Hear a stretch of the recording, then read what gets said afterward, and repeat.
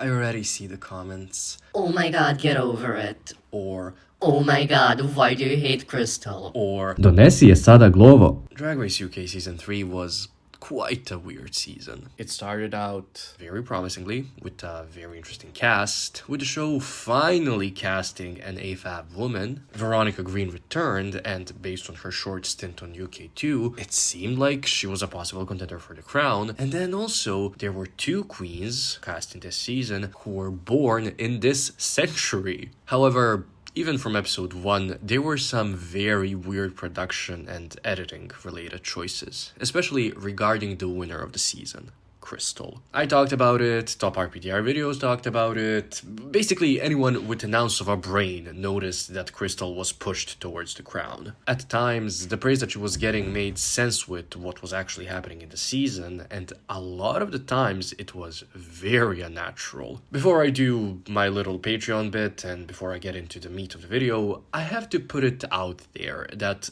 no, this is not me hating on Krystal. This video is criticizing the show. Oh my god, why do you still watch it if you hate it so much? Please just go shower. This week, I want to give a shout out to Dominic, a new patron. Thank you so much for joining and just for helping me out like that. So, you know how I said that I was going to change the tier prices? Yeah, I'm stupid. I did not know that you could not do that while there were still active patrons there. So probably for January, I'll do the whole lowering the prices, but because of it, I'll probably also have to remove everybody before the 1st of January and all that jazz. We'll figure it out. Alright, so for this video, we'll be going over the episodes one by one mostly, in order to see just how Krystal was presented to us, and just how from the get-go she was set up to win the season. Many people noticed the very weird way how in episode 1, the show, the queens, and the judges indirectly compared Krystal and Anubis, the two 19-year-old queens on that season. Anubis was presented as this weird, unpolished, young queen who was all talk and no substance, young and inexperienced. On the other hand, Krystal was shown as primarily a fan and a product of Drag Race itself. What happens? Krystal goes on to win the episode and Anubis is sent home. Now, what effect does this have on the viewer? Well, we are shown that the only other queen that was on the most immediate level with Krystal could not hang with the rest, but that Krystal, who's the same age, beat everyone else. Given how strongly they and Krystal herself told us that she was inspired by Drag Race, it's basically RuPaul patting himself on the back for creating this specific Drag Race-centric style of drag. Also, and this goes into a little more societal aspects of the effects of that, we were shown that a young person's expression is only valid or of quality if it's hypersexual, which is a problem in itself. The weird thing is, for Krystal's first look, they didn't have much or anything negative to say about it. However, it's literally just a bodysuit with a cage over it. And it's green. A green bodysuit. And Michelle Visage did not have a stroke when seeing it. Okay. Basically, after this first episode, we were supposed to be in complete awe of Krystal. This somewhat changes in the second episode. Krystal has that whole moment with Victoria, making a joke about her size and really laying into it. Due to Victoria having been another protagonist up until she had to be taken out of the competition, we had a clash of the two protagonists, where Krystal was in the wrong. Drag Race, never knowing how to be subtle, or letting the audience think for themselves, makes us root against Krystal, because she's such a big meanie, oh my god. I mean, she was introduced to drag through season 2 of Drag Race. She was probably looking up to Raven and Morgan's treatment of Mystique, but that's never mentioned, of course. When Krystal is doing well, the show beats us over the head with the fact that she's a product of RuPaul's Drag Race. When she's messing up, as a 19-year-old person would, because hello, you're still not a fully formed person at that age, Drag Race is like, Krystal, well, she never had a television,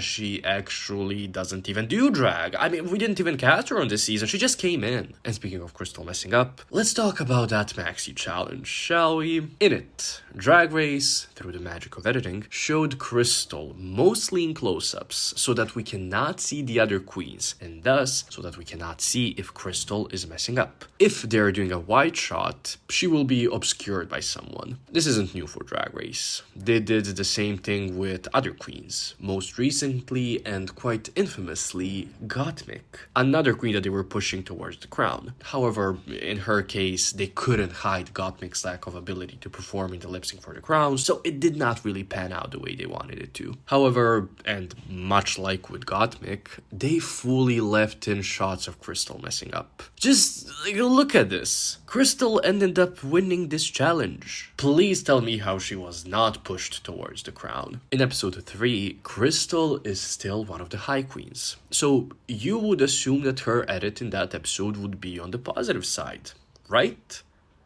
Right? Yes, we still were supposed to be in awe of her skills, especially how quickly she was able to pick up the little sewing that Veronica showed her. And that is genuinely impressive. What she did with the fabric that she chose and with the tent rods, or whatever you call those things, is, again, impressive, but also very similar in structure to something that we saw Naomi Smalls do on season 8, which later RuPaul himself wore. Not exactly the same outfit, of course, but something inspired by it. In an interesting but puzzling turn of events, Graham Norton, one of the regular judges on that season, told Krystal that what she did was predictable. Now, was this the show being self-aware, showing that they know that Krystal is a student of Drag Race, and that for a design challenge they knew that she was going to replicate a great look from a design challenge of the past? Or was it just Drag Race being nonsensical with trying to diminish Krystal's skills so that they could praise Scarlett, who needed a little momentum in the competition, as they were building her up to be kind of the villain of the season? Either way you look at it, it's a very questionable showing of Krystal. Not for Krystal, but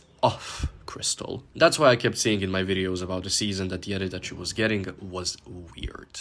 You know when you're on a roller coaster and you get to the top, and you know that the only way is down? Yeah, well, that's kind of what happened with Krystal's track record. However, even though there was a drop in her track record, or her PPE score, as you can see on this graph here, she kept being praised.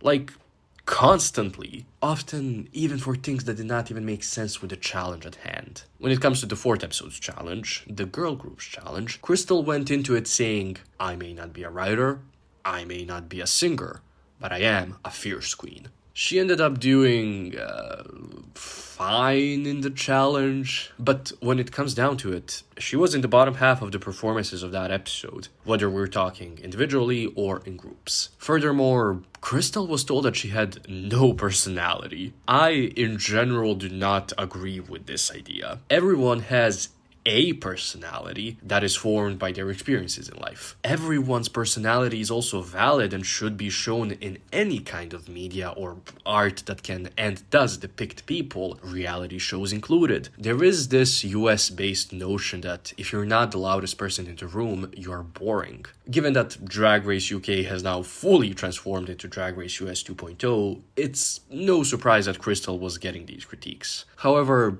and again, Krystal was 19 then. She wasn't a fully formed person. She still isn't. I'm not. Hell, nobody that's below the age of 25 is a fully formed individual. However, that's also an important story to show. Somebody being not a girl, not yet a woman. Drag Race did this really well with Naomi on season 8 and then All Stars 4, with Aquarius on season 10. But then they dropped the ball with it when it came to the likes of Gigi Good and Krystal. What's worse, Krystal agreed with the notion told to her by people thrice her age that she had no personality. Imagine how damaging that can be in the long run. When it comes to the show, it doesn't make sense. Because how am I supposed to root for somebody who you just told me has no personality and whom you also just showed as not being good at anything other than fashion? In the canon of the show, knowing that the last episode will have the queens do a verse and then spend the rest of the episode focusing on them, how am I supposed to believe now, after watching episode 4, that Krystal, someone who couldn't do a verse in a song well and someone who allegedly doesn't have a personality, would have a winning episode in that finale? It's even worse when you remember who the other 2 queens in that top 3 were and how they were presented in this episode. Long-term storytelling is not hard, Drag Race. Episode 5 changes the way Krystal is presented, for the 4th consecutive episode now. In this episode, her story is dominated by the fact that she knows what works on Drag Race. Specifically, Drag Race acting / commercial challenges. First, in the mini challenge, when the queens did the whole dog show thing, Krystal knew what worked, what made Ru laugh. We were shown her telling us that, and then she won the mini challenge. For the maxi challenge, Krystal's ideas aligned with a lot of what we had seen in previous seasons of Drag Race and similar challenges. But they were shut down by Charity, a queen who was shown throughout the season as someone quote-unquote not getting Drag Race. And then what happens? Charity, who was used as the antithesis of Krystal, goes home in this episode. So even though Krystal did not win and was low here, she still came out of the episode showing, again, that she knew what Drag Race was about. Episode 6, Snatch Game. In this episode, Krystal, after not doing great in the Snatch Game and after being told on the runway that what she had worn they had already seen, was told by Ru that she was born to do drag. What? To make matters worse, in episode 7, when there was a ball, and when Krystal did something very impressive, which is do 3 different faces in a matter of 2 or 3 hours and still go into full drag, she did not get that kind of praise from Ru. It's weird. You know the whole show don't tell technique in storytelling? Yeah. Well, they basically use a technique that I'm going to call show don't tell, but if you can't show, then do tell. Basically, they wanted us to know just how great she is, even when she was fine or below average in the challenges. It's like gaslighting the audience, really. The only valid praise they gave her was that she was able to surprise them with her looks 7 episodes into the season. However, that's still only fashion-based, and it does not show overall versatility. In the 8th episode, they did that whole tired joke of, haha, Krystal is a robot, she doesn't have a personality, haha, do you guys get it? The 9th episode is the peak of Krystal slander. Krystal herself first said that Ru kept telling her that she was great at everything, and then RuPaul himself bounced back by saying, "Not anymore!" This is a funny moment, but it raises so many questions, such as, how the fuck did you then crown her an episode later? To add insult to injury, Kitty later listed everything that Krystal was not good at, which gave us maybe my favorite shot of the entire season, Krystal flipping Kitty off in the background. That's actually maybe the only funny thing that Krystal did in that episode. Why are they keeping a joke that lists everything that Krystal is not good at, but on the other hand, Kitty and Ella, the other 2 queens in that top 3, are? How can I summarize all of this? Okay, so basically, Drag Race knew that they could not heavily edit their UK seasons, so they very aggressively had Ru compliment their winner pick every episode, just in case she did poorly. Furthermore, that said queen was chosen to win because she's a product of Drag Race, and thus a product of RuPaul. And her winning just means that RuPaul himself showed that his way is the best way to go about drag. Like always, the queens on the show were used as pawns, and their humanities were largely disregarded for the sake of navel-gazing. And that's it.